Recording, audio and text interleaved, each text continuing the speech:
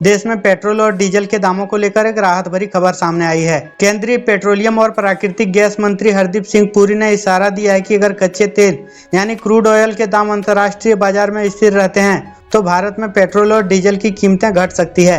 मंत्री हरदीप पुरी ने यह बात तब कही जब अंतर्राष्ट्रीय बाजार में पिछले कुछ महीनों से कच्चे तेल के दाम एक दायरे में स्थिर बने हुए हैं। उन्होंने साफ तौर पर कहा है कि अगर स्थिरता बनी रहती है तो पेट्रोल डीजल की कीमतों में राहत दी जा सकती है। भारत जैसे देश जो अपने जरूरत का लगभग 85% कच्चा तेल आयात करते हैं, उसके लिए यह बड़ी राहत साबित हो सकती है। इस वक्त भारत में कच्चे तेल की खरीद का एक बड़ा हिस्सा रूस से आ रहा है। खास बात यह है कि अमेरिका और पश्चिमी देशों की आपत्ति के बावजूद भारत ने रूस से तेल खरीदना जारी रखा है। हरदीप पुरी ने साफ कहा है कि भारत अपनी ऊर्जा सुरक्षा से कोई समझौता नहीं करेगा। भारत को जहां से सस्ता और भरोसेमंद तेल मिलेगा वहीं से खरीदा जाएगा, चाहे वो रूस से हो या किसी और देश से। अब बात करें अंतर्राष्ट्रीय बाजार की, तो पिछले कुछ हफ्तों में कच्चे तेल के दामों में करीब 16% गिरावट देखी गई है। अभी ब्रेंट क्रूड लगभग $82-85 प्रति बैरल के आसपास चल रहा है। यही वजह है कि भारत में भी तेल कंपनियां अब नए मूल्य निर्धारण की ओर बढ़ सकती है। अगर कीमतें और सप्लाई स्थिर बनी रही तो आम उपभोक्ताओं को कुछ राहत मिल सकता है।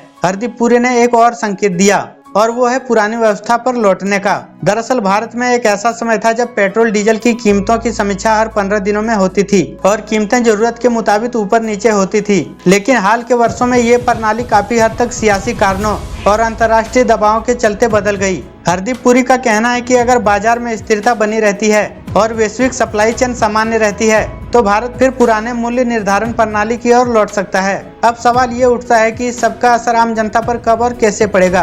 दरअसल भारत में तेल का दाम सिर्फ अंतर्राष्ट्रीय कीमतों पर निर्धारित नहीं करते, इसमें केंद्र और राज्य सरकार के टैक्स भी बड़ा रोल निभाते हैं। उदाहरण के लिए पेट्रोल पर एक्साइज ड्यूटी और वैट जोड़ने के बाद इसका वास्तविक दाम कहीं अधिक हो जाता है। इसलिए अगर कच्चे तेल की कीमतें कम भी होती है तब भी यह जरूरी नहीं कि हर राज्य में पेट्रोल डीजल तुरंत सस्ता हो जाए। हालांकि भारत सरकार पहले भी कई बार टैक्स में कटौती करके उपभोक्ताओं को राहत दे चुकी है और अगर फिर से यदि ऐसा होता है तो यह महंगाई से जूझ रही आम जनता के लिए एक बड़ी खबर हो सकती है। इस पूरे मामले में एक और दिलचस्प पहलू है भारत की ऊर्जा नीति। भारत अब न सिर्फ रूस से, सऊदी अरब और यहाँ तक कि अमेरिका से भी कच्चे तेल खरीदने की दिशा में काम कर रहा है। इसका उद्देश्य है ऊर्जा की आजादी। सरकार चाहती है कि भारत कभी भी सिर्फ एक बाजार या एक देश पर निर्भर ना रहे। इस रणनीति का असर अब दिखना शुरू हो चुका है। 2022 के बाद भारत ने रूस से 40% से ज्यादा कच्चा तेल खरीदा, जो पहले कभी नहीं हुआ था। इससे भारत को सस्ता तेल मिला और डीजल पेट्रोल की कीमतों को काफी हद तक स्थिर रखा गया।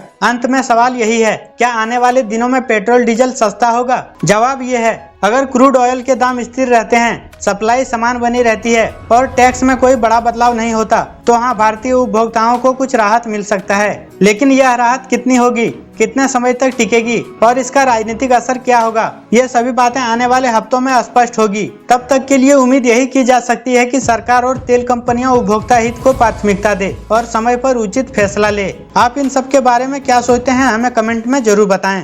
अब आपके शहर मधुपुर में भरोसे का नाम कंप्यूटर पॉइंट।